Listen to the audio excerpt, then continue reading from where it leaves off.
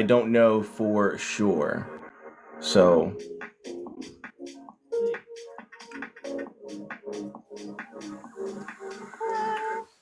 Hello. hello, hello, hello. What's up? Everything good? Sound good? Yeah, you're a little low. Let me turn you up on my side. I'm How on do my I? phone, so Okay, okay. No worries. How are you? I'm doing good. How are you? I'm doing. There you go. Now you sound great. I am doing fantastic. I'm doing wonderful. I've been looking forward to this. Sorry I had to cancel Friday. That's okay. I'm assuming it was because your Comcast was still out there screwing around with the stuff.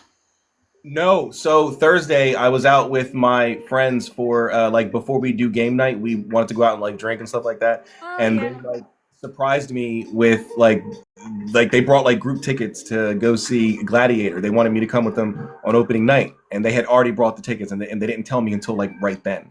And I was Oh, like, that's okay. oh my That's cool. god. So Was yeah. it good? Um. Uh. I don't think it lived up to the hype that everyone was giving it. Yeah. So for me, it was mid. For me, out of five, maybe like a three, three and a half. Even with like Denzel, Mm. I wasn't into it. Paul Mescal did a great job. This is probably going to be a career defining role for him. But Pedro Pascal, Denzel, that lady, I forget, Nicole Nielsen, Nicolette Sheridan. I don't know the Queen. Who? Well, I'm not going to ruin it for anybody who didn't see it. But the Queen, I didn't like any of their performances. Well, this is all news to me because I didn't even know there was a new Gladiator movie out. So Yeah, there's a lot of hype around it. A lot of hype around it. And there's Sybil. I heard something about The Rock playing in some movie, and people are like, Oh Red. yeah, The movie's called Red or something. It's a yeah, Red Christmas One, movie. yeah. Red Red One. One.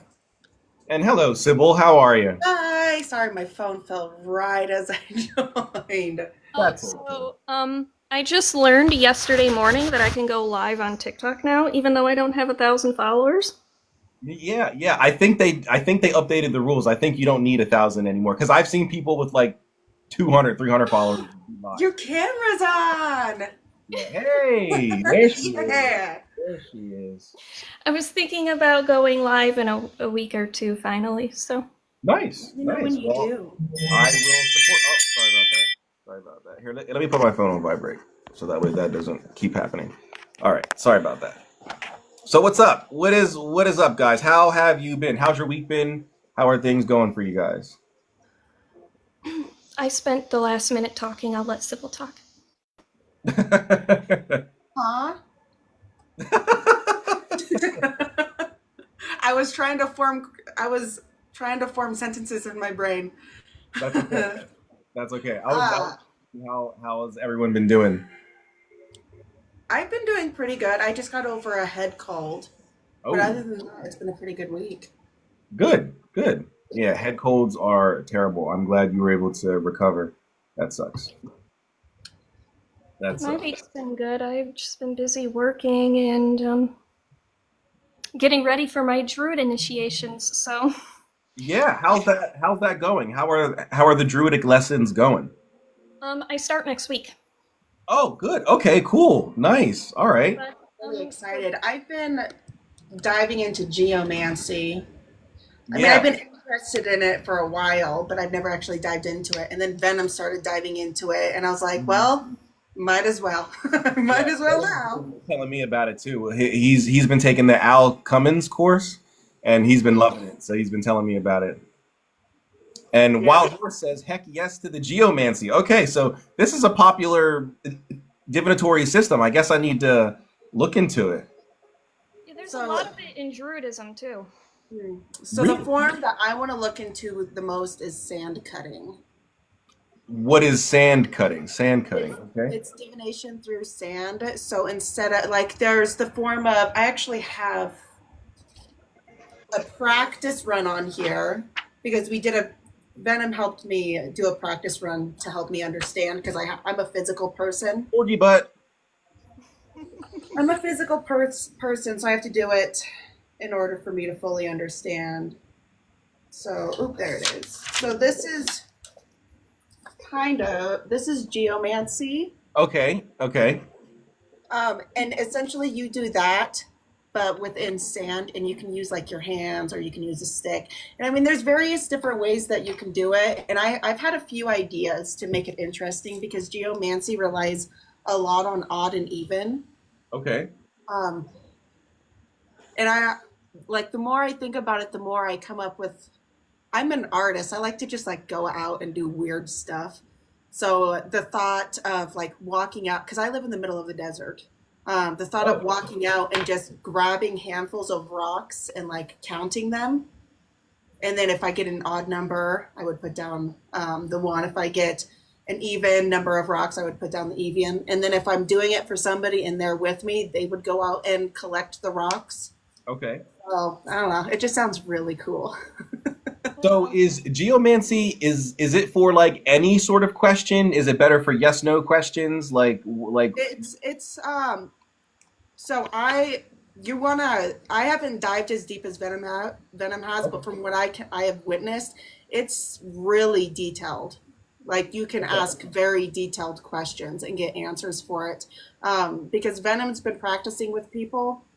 I'm not going to go into those readings, but from my understanding, none of them have been yes or no questions. Okay. All right. Excellent. All right. Yeah, I'm gonna have to look into it because Wild Horse is also saying that Al Cummins is the man. So I'm gonna have to look into this geomancy stuff. It Uh, is really complex. And I'm only like skimming the top of it right now, but I can already tell that it's going to take a while for me to fully grasp because there's like 12 cool. different figures that you use, and every figure, of course, has their element and their meaning, whether it be divinatory or like the person. It just gets, there's a lot of information, and I'm really bad at holding on to stuff like that. I'm sure you will get it just fine. And yes, Wild Horse, if and when you do go live, I will certainly be in the audience to support both you and Issa when you guys decide to go live. Thank you. Okay, here's a question. Daniel has a question here. How do you find esoteric groups that aren't new agey? I doubt the local bookstore has good info. What do you guys think? How do you find esoteric groups that aren't new agey? The meaner they are, the more real they are. Yeah. I've come to realize because the individuals that actually practice that aren't new agey, they're going to be blunt and they're Yeah, going to straight up tell you that no, that's shit that you don't want to. Don't pay attention to that. yeah. I'm a Um, very direct person too, so I it can't help it. yeah, I'm pretty direct too, but I find that the individuals that are very research based and very blunt and honest are the ones that I would look to essentially. Okay. Mm-hmm. Somebody isn't gonna sugarcoat shit for you. Um, That's some good advice, Daniel. I hope you were listening. That is some excellent advice. For the local bookstore, you'd actually be surprised what your local bookstore would have in terms of legitimate occult information. The local bookstore, other than like Barnes and Noble around here, is Second and Charles, and I go there a lot because people will like they do both new and used books, and there's been a lot of stuff that I've gotten there used that if I got it new on Amazon would have been like $50 plus, and I would get it for like 12, $13 because someone converted to some other religion or whatever and decided to turn it in. So you'd be surprised. I found Haitian press books, Scarlet imprint books at Second and Charles. So you'd be surprised at what your local bookstore may have. Now, most of what they're going to have in the spiritual section is most likely going to be new agey. But you'd be very surprised what legitimate occult stuff they might have. yeah, and going back to people, a lot of those stores too and shops, if they don't have like their own groups organized, they'll know people within the community who do. And if you ask, I'm sure they can help you get into contact with those people. Um, I know, Rebel, didn't you have an app that you were using to find like events and community things? What was that called? Yes. So there's Meetup. They're a website and an app that you can use to like search for like events, meetups, I guess, in your area. That could be a good way to find things. Eventbrite, I know the local coven around here, they'll put their classes and their lectures on Eventbrite, and anybody can just, if you find it, you can buy it and attend. Um, but another thing that you could do, Daniel, because since you mentioned the occult bookstore, excuse me, my local occult shop uh, will have posters up for the local covens. This is one from their Grail of the Birch Moon, Elements of Witchcraft 2024. That's the coven that I've been attending their classes and stuff simply to meet people. They're neo-Wiccan, so I have no desire to join them. But to meet people within the occult is why but I found this at my local occult shop. It was just like hanging on like the door. And I was like, oh shoot. So I asked like, hey, can I like take that? And they were like, no, but we have copies. You can take this one. I was like, okay, sweet. So yeah, try that. Just go to your local occult shop, your local metaphysical shop. See if they have like a community board or something. Usually behind like the register or something like that. Be careful though with the metaphysical shops, because I have a metaphysical shop here that is 100% New Age. Well, yes. Like the more you have a conversation with me, the more dark I can get. And if I walk into that shop, I am blinded with all the love and light stuff that they talk about. When I first started practicing, I actually went in there to ask them a few questions because I was looking for a cornicello, and they didn't even know what a trinket was or anything like that. So ask questions before you just excellent advice. Be wary of the new age. I mean, the shops can be okay for certain tools like candles and stuff like that, but yeah, be wary of any classes and things that the new age shop itself might be offering. And what's up, Venom? We got Venom up here now. What's up, brother? How's it going? Come on, Venom. Everybody else has their cameras on. Nope. Yes, it is the corporate Zoom call. You must turn on your camera. Thank God my company doesn't do that. Thank God we don't have to do that. I told my boss the minute COVID happened and they gave us cameras when we went home, I'm like, you're not seeing into my house. Like, there's no need for you to see my house. No thank you. That's fair. Some of my exams my last semester of college were during the pandemic too, and my degree was focused on human biology, so my classes that were anatomy and physiology, they're proctored exams, so I had to download software and then like make a video every test to show around my room that nobody's there and I'm not cheating, and it was so crazy. What the fuck? No, I wouldn't do that. They're just trying to I map wouldn't your be house. like, nope, we're done. We're good. Not happening. Yeah, they're just trying to map your house. Get out of It here. doesn't work. Just to take an exam. That's creepy as fuck. I wouldn't do that. Yeah, well, I needed the credits. I went to college for Sketchy. 4 years, and they never once made me use my camera. I just threw my chapstick in my potato salad. Oh, how does that happen? I just chucked it to the side of me, and my bowl is sitting there. Oh man, that sucks. I'm sorry. I'm Someone sorry. asked what our opinions are about spirit guides. Okay, all right. I don't. So, okay. My issue is terminology. When people talk spirit guides, 9 times out of 10, especially when you're not talking to another occultist, they're talking about some new agey, the ascended master Jesus or the ascended master Buddha and all that nonsense. I have a problem with that. I don't have a problem with like spirits in general that are guiding you, right? So I guess in a way that's spirit guides, but it's a terminology for me. So I don't have a problem with spirit guides. It's who the spirit guide is, I guess you're talking about, is where my problem would come in. And then of course how you're talking to them, right? It would also be an issue for me. What word should people be using to define that instead of spirit guide? Like, how should they reframe it?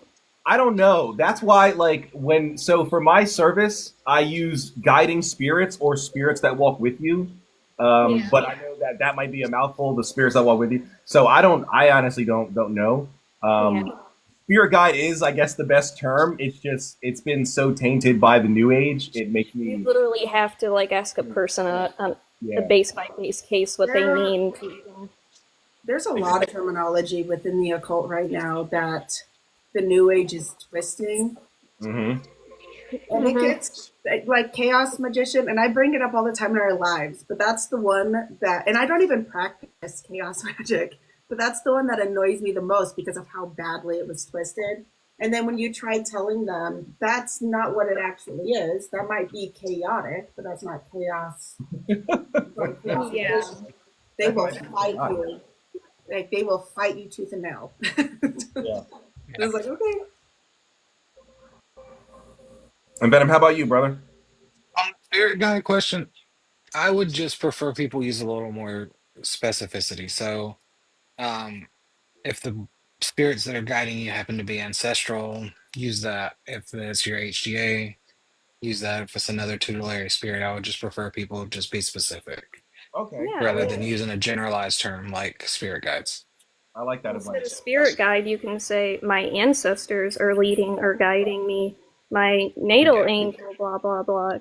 Use the word guide and define what is guiding you, not just spirit guides, because that's the problem that I've noticed when things get taken over by the new age. That's the first thing they do is generalize it and make the terms very vague. And it's done so that they have a way out when you call them on their bullshit. So if you force people to like nail it down and define what it is that they're talking about, then we can have a conversation that goes somewhere. Otherwise, we're going to be stuck in this circular loop of bullshit that they like to create. It's circular wild. talk. Yeah. It is wild. I hope that answers whomever's question that was. We do have another question here. Josh Moss says, when trying to contact demons for the first time, how do you know that they're there in the room with you? How do we know that demons are in the room with us when we're contacting them for the first time? So you've never interacted with these spirits before. How do you know that they're there? For me, I usually get, outside of the scrying and divination, I get a set of different sensations and things that happen around me. Sometimes it's an apprehension or an anxiety, but it's not necessarily that. Okay. Sometimes my body temperature will change, or the room temperature will change. Those are the main things I can think off the top of my head. Excellent. I would kind of go along with Issa on that. It's more of a feeling that I get inside. Like it's not. I wouldn't characterize it as an anxiety, but it's more of like a moment of an apprehension or a moment of clarity, and then the energetic feeling as well. Like when different spirits feel different ways. So specifically, like demons tend to cause kind of like a feeling like your hair is standing on end. More of an electric feeling. I don't necessarily feel that when human spirits or other types of spirits. So, but the apprehension's the first thing, as well as like divination or scrying. But I've never worked with a demon, but I have had plenty of experience with spirits, and their intention, or not really intention, but whether or not they are malefic or not, changes my reaction towards them. It doesn't matter what kind or who, or I always get that prickly sensation, and typically I get like this pressure sensation somewhere around me. But that's normally my first clue, and then I start to feel sick or dizzy or random things. Yeah. Okay, great. I would piggyback off of all that, and I'm glad you guys mentioned the energetic shift, because one of the things that a lot of people like to ask me is, how do I feel about the lesser banishing ritual of the pentagram? Everyone knows how I feel about it, but one of the things about it that isn't really taught for some reason is it's not technically supposed to be a banishing ritual. It's supposed to be a ritual to help you equalize your energy centers so that way you can detect when energy shifts happen, such as when magic is happening or when spirits are present. So the longer you do stuff like the lesser banishing, the easier it'll be for you to sense when something else has entered into your energetic space, right? Because you're working with different elemental energies and your own energies and the angelic energies, so you know how these different energies feel. And then when something like that doesn't feel that way enters, you know that something else is going on. That someone that you're either doing magic, you're raising the energy for your spell, or if you're summoning a spirit, that spirit is present. Um, so just wanted to throw that in there. I'm glad you guys talked about the energetic shift there. I It's think funny that, energy work in general should be a basic of anything. yeah, it's funny that you mentioned the LBRP and not being a banishing ritual naturally. Mm-hmm. Because a lot of people don't actually know why it's even considered a banishing ritual or why Yeah. it works as a banishing ritual. Mm-hmm. They don't realize that the evocation of the archangels actually pushes other spirits away. Right. And so that's the only reason that it works as a banishing. I don't consider it to be a great banishment for anything though.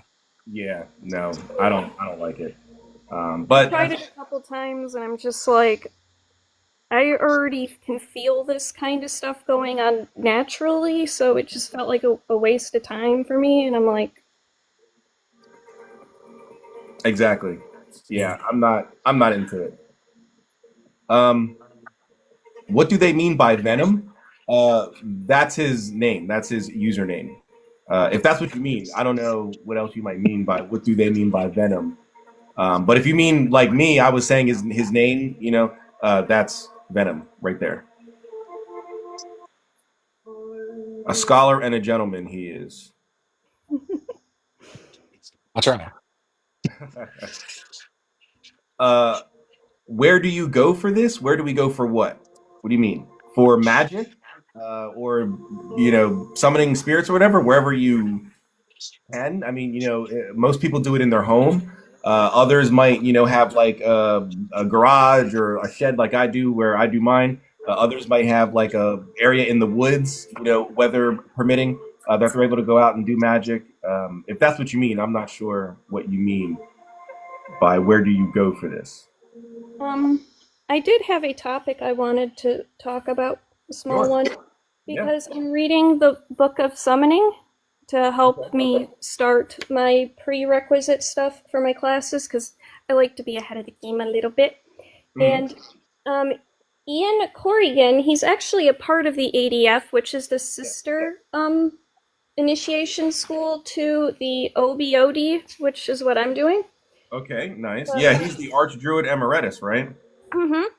Nice, nice. In the introduction, he was talking about how Druidism is a recreation within neo paganism.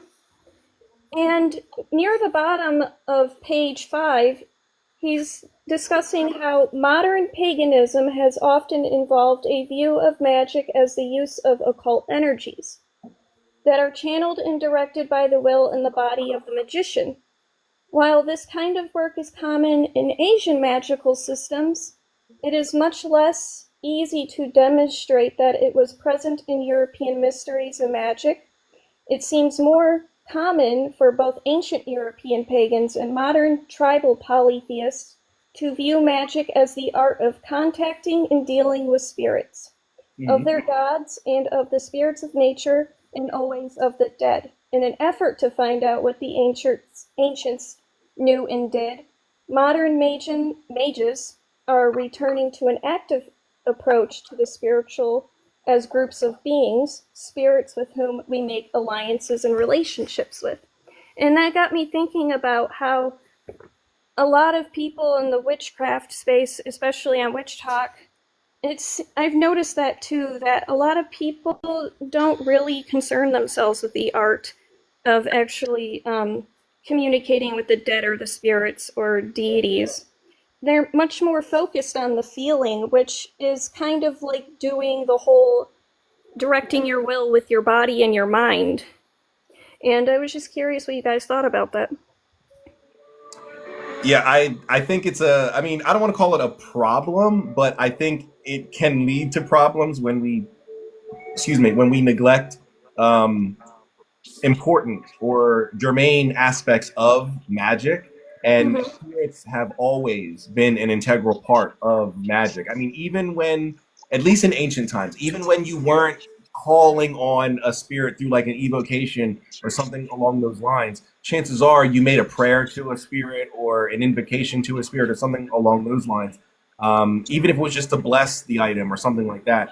Mm-hmm. So I mean, I find it weird that people are trying to divorce and remove spirits from that and just focus on the feelings and the emotions and just the energy of things. I don't get it, but I mean, you know.